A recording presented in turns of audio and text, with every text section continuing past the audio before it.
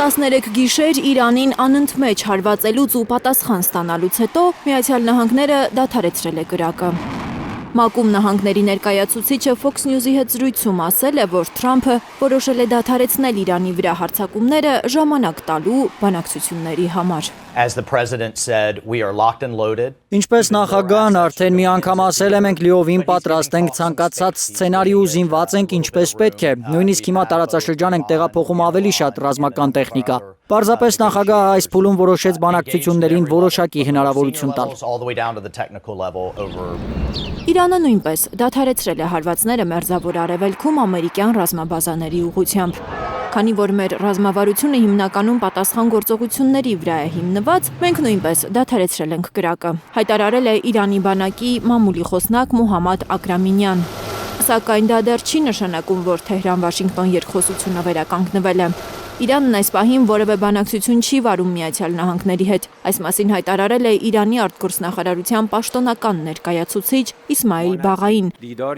Ըստ նրա, Թեհրան-Վաշինգտոն դիվանագիտական գործընթացը անիրատեսական է, քանի դեռ նահանգների ղեկավարն իր դիրքորոշումը չի փոխել։ Մեր ազգային շահերը պաշտպանելու համար մենք երբեք չենք խուսափել դիվանագիտական գործիքը կիրառելուց, սակայն քանի դեռ հակառակ կողմը զբաղված է Իրանի դեմ ագրեսիայով, մեր ուշադրությունը կենտրոնացած է բացառապես պաշտպանության վրա։ Այս պահին Միացյալ Նահանգների հետ որևէ բանակցություն չի ընթանում։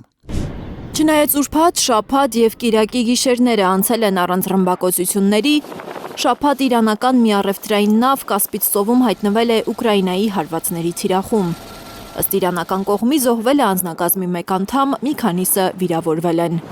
Իրանի արտաքին գործերի նախարար Աբբաս Արաղչին ռուս գործընկեր Սերգեյ Լավրովի, եվրոպական դիվանագիտության ղեկավար Կայա Կալասի հետ հեռախոսազրույցների ընթացքում խոստացել է անպատասխան չթողնել Կասպից ծովում իրանական նավի վրա Ուկրաինայի հարձակումը։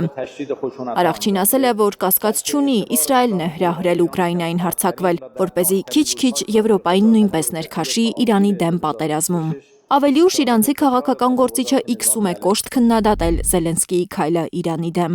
Զելենսկին հարձակվել է իրանական առևտրային նավի վրա եւ սպանել նավաստու։ Սա ՄԱԿ-ի կանոնադրության ակնհայտ խախտում է։ Եվրոպական դիվանագիտության ղեկավար Կայա Կալասի եւ Ռուսաստանի արտգործնախարար Սերգեյ Լավրովի հետ զրույցների ընթացքում ես ընդգծել եմ, որ կիևյան այս պատեհապաշտ գործողությունները չեն կարող անպատասխան մնալ։ Իրանի արտաքին քաղաքական գերատեսչությունը բողոքի նոտա է հղել Թեհրանում Ուկրաինայի գործերի ժամանակավոր հավատարմատարին։ Թեհրանի սպառնալիքներին դեռ չի պատասխանել Կիևը, սակայն դեռ շաբաթ Զելենսկին ըստ էության ընդունել է, որ Ուկրաինայի զինված ուժերն են հարվածել իրանական նավին։ Մենք շատ ուժեղ արդյունքի հասանք Կասպից ծովում, հեռահար հարվածների ժամանակ թիրախավորելով նաև այն նավերը, որոնցով Իրանն անում էր ռազմական բեռնափոխադրումներ։ Արդյոք նահանգների իմացությամբ է տեղի ունեցել Ուկրաինայի այս անսպասելի հարձակումը։ Սպիտակ տունը լուռ է, այդ մասին Թրամփը հավանաբար կխոսի վաղը։ Երեքշաբթի նա Սպիտակ տանն ընդունելու է Զելենսկիին։ Լիլիթ Գասպարյան, Հարություն Մաթևոսյան, Հայլուր։